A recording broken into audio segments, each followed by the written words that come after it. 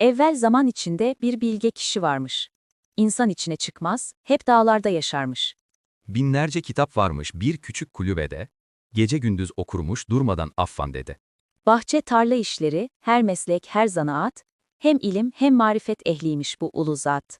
Hemen ona gidermiş bir sıkıntısı olan, çare bul bana dermiş dertlerinden bunalan. Bu zatın ünü gitmiş kralın kulağına. Kral demiş ki, hemen getirin onu bana. Kral saygı duyarmış ilim sanat ehline, değer verirmiş ilim sanatın güzeline. Kimin nesiymiş bu zat, hele bir öğreneyim. İlim ve sanatından istifade edeyim. Affan dedeyi alıp getirmişler saraya, kral elini öpmüş, hoş geldiniz buraya. Kral sohbet edelim, demiş senle baş başa. Dağlarda tek başına nasıl geldin bu yaşa? Senin hakkında bana çok şeyler söylediler. İnsan içine girip çıkmazmışsın dediler.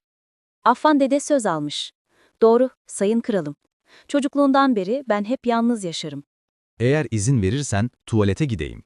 Orada ihtiyacımı görüp hemen geleyim. Peki demiş kral da. İhtiyacını gör gel. Rahat ol uzun uzun sohbetimizden evvel. Beklemeye başlamış kral Affan dedeyi, onu saraya alıp verecekmiş müjdeyi. Madem her şeyi bilir, zor bir soru sorayım. Bilirse eğer onu, sarayıma alayım. Böyle düşünürken bir saat geçmiş aradan, demiş, çok zaman geçti ayrılalı buradan. Haber getirin bana. Affan dede kaçtı mı? Bilmeden tuvaletin deliğine düştü mü? Hemen birkaç adımı tuvalete koşturmuş, Affan dede biriyle konuşup duruyormuş. Bir anlam veremeden sesleri dinlemişler, dönüp gelip krala durumu iletmişler. Affan dede az sonra çıkıp gelmiş makama, kral merakla sormuş gelir gelmez adama.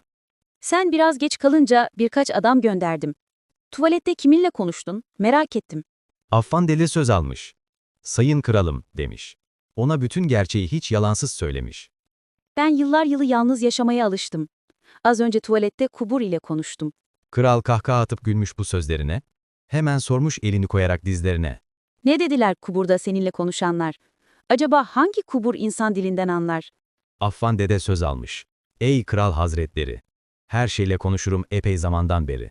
Canlı cansız her şeyin ben dilini bilirim. Birine bir şey olsa yardım için gelirim. Kuburdaki cisimler konuştular benimle.